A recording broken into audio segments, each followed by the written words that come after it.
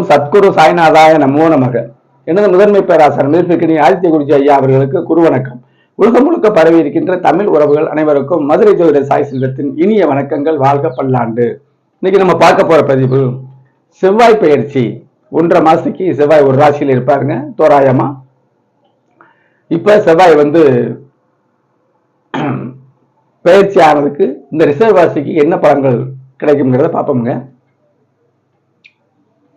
ரிஷப ராசிக்கு 7ஆம் அதிபதி வாழ்க்கை துணை பங்குதாரர், அதை குறிக்கும். 7ஆம் அதிபதியும் 12ஆம் அதிபதியும் ஆவார். 12 விரயம், சுப விரயமா அசுப விரயமா அவங்களோட ஜனன ஜாதகத்துல உள்ள அமைப்பு தெரியுங்க. கோல்சாரம் அவசியம்ங்க. கோல்சாரம்ங்கிறது முக்கியம். அதை ரொம்ப பேர் கோல்சாரம் தேவையில்லைங்கிறாங்க, சில பேர் சொல்றதே இல்லை. அவசியம் சொல்லணும். ஏன்னா எல்லாருமே யோகமானவர்கள் கிடையாது. யோகமான இருக்கிறவர்களுக்கு தேவையில்லை. பேங்க்ல பணம் இருக்கு, சொத்துக்கள் இருக்கு, சுகம் இருக்கு, எல்லா இடத்துலயும் பணம் இருக்கிறவங்களுக்கு கவலை இல்லை. எதுவுமே இல்லை அப்படிங்கிறவோ அன்னன்னைக்கு போய் பிழைக்கணும்ல. அப்ப எதுவுமே இல்லைன்னு என்ன அர்த்தம்? கிரகங்கள் அவர்களுக்கு ஒளித்தன்மையா இல்லைன்னு அர்த்தம். அப்ப இந்த கோல்சாரத்துல ஒளித்தன்மை வரும்போது அவங்களுக்கு படி போடும்.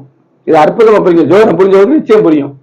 கோல்சாரம் அவசியம். அதுலயும் செவ்வாய் பயிற்சி 1.5 மாசத்துக்கு மாறுறவர் கண்டிப்பா பார்க்கணும். இப்ப ரிஷப ராசிக்கு நான் சொன்ன 7ஆம் அதிபதியும் 12ஆம் அதிபதியும் இது வரைக்கும் எங்க இருந்தாரு? 5ல இருந்தாரு. 7 கூட 5ல இருந்தா பங்குதாரர்களால லாபம், மனைவினால ஒரு அனுசரணை எல்லாமே இருக்கும்னு அர்த்தம். ஆனா சனியோட பார்வை கூடாது இல்ல. சனி செவ்வாய் ஆகாத கிழமை. எத்தனை பேருக்கு இது புரியுது? சனியும் செவ்வாயும் தொடர்பு கொள்ளவே கூடாது. இருக்கிற இடத்தை வச்சு அதோடைய கருமையை நம்ம சொல்லணும். சனி செவ்வாய் சேர்வது தவறு தான். அப்ப அந்த அமைப்புல இருக்கும் பொழுது பங்குதாரரோட தகராறு இருக்கும். கூட்டு தொழில ஒரு மனகம் ஸ்தாபங்கள் நடந்துட்டு இருக்கும். யாருக்கு? எல்லாருக்கும் இல்ல. திரும்பவும் பாருங்க, நடுத்தரமான ஜாதகத்துல கற்பம் நடுத்தர ஜாதகம் 90% இருக்கும். ராஜயோகமா ஒரு வாழ பிறந்தவர் 10% தான். மிக மிக யோகமானவர்கள் 2% தான் வருவாங்க. அப்ப கண்டிப்பா கோல்சாரம் சொல்லணுமா? அப்ப அந்த செவ்வாய் 5ஆம் இடத்துல இருந்தாரு. சனி பார்வை பிள்ளைகளால உத்தரவுகள் இருந்துச்சு. பிள்ளைகளால பலவித அதிருப்திகள்லாம் இருந்திருக்கும்.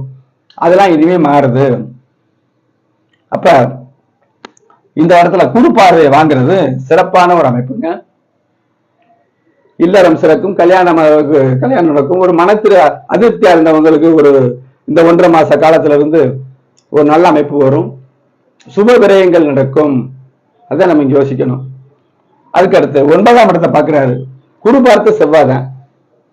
பங்குதாரர்கள் புதுசாக பங்கு தொழில், அதாவது கூட்டு தொழிலில் ஏற்படக்கூடிய அமைப்புகள் உங்களுக்கு இருக்கும். உங்க ஜாதகத்துல உள்ள தசாபதிக்கு தகுந்தவாறு அதையும் மனசுல வச்சுக்கணும். மனைவியால் அனுகூலம் கண்டிப்பா. இல்லறம் சிறக்கும். குரு பார்த்த செவ்வாய் தான் 9ஆம் இடத்தை பார்க்கிறேன். தனி செவ்வாய் பார்க்க கூடாதுங்க. சனி பார்த்த செவ்வாய் கடுமை. தனி செவ்வாய் பார்த்தாலும் யோகம் இருக்காது. ஏன்னா நல்லவர் கெட்ட ஒரு செவ்வாய். கிரகங்களுடைய அந்த குணங்களை தெரிஞ்சாதான் பலன்கள் சொல்ல முடியும்.